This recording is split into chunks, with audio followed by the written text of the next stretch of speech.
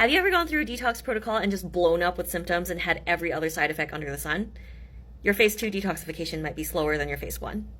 This is part 2 of me explaining the detoxification series and what goes into it and why there are some people with like mold exposure or heavy metal exposure that might need a little bit more granular guidance in terms of their detoxification because certain steps are working differently in them than most people. So in a previous video, I explained phase 1 detoxification, and in this video, I'll start doing an overview of phase 2 detoxification.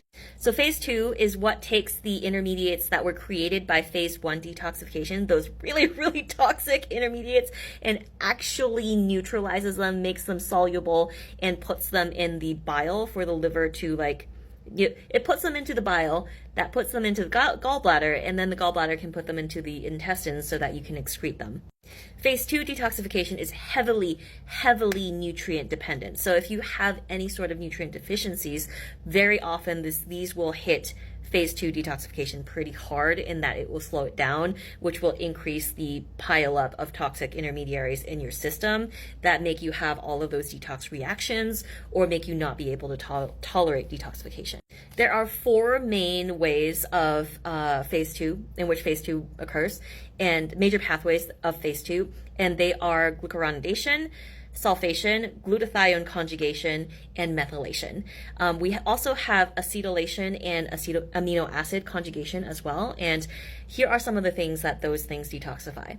I'll look at my notes here so I don't miss any. So glucuronidation handles estrogens, NSAIDs, and other mold toxins. Sulfation handles estrogens, thyroid hormones, salicylates, and phenols. Glutathione conjugation handles, again, mold toxins, pesticides, oxidative stress products, a lot of other toxic exposures glutathione conjugation handles.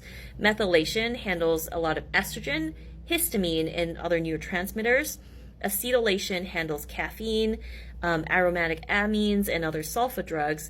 And amino acid conjugation handles things like salicylates and being able to produce bile acids and stuff like that. So these are all significant.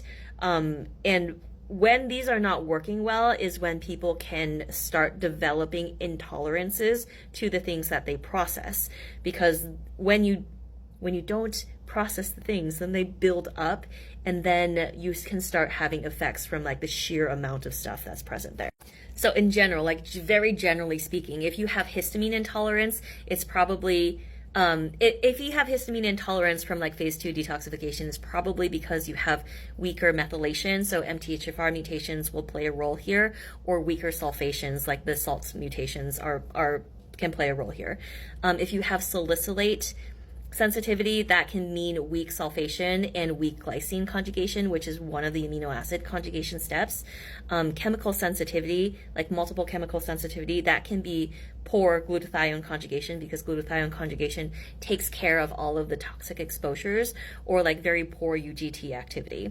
And like chronic fatigue, especially a lot of the chronic fatigue with like the wiredness and the weird like internal tremors that happen with mold exposure, that can be from that glutathione depletion because you aren't able to continuously engage in glutathione conjugation. And these can all kind of tie into each other too. I'm listing them as separate pathways in phase 2.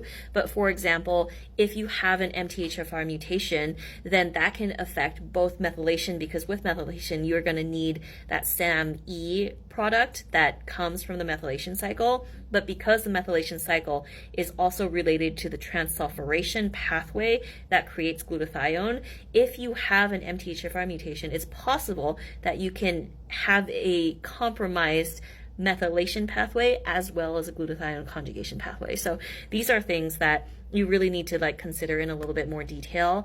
But phase 2 is really important, and a lot of these intolerances that we're seeing in chronic illness come from a gunked up phase 2 pathway, either one of them or multiple ones of them, or one major gunked up one that's influencing a bunch of the other ones. So I'm going to go into each pathway into a little bit more detail in the next parts. So yeah, follow along and check it out for more.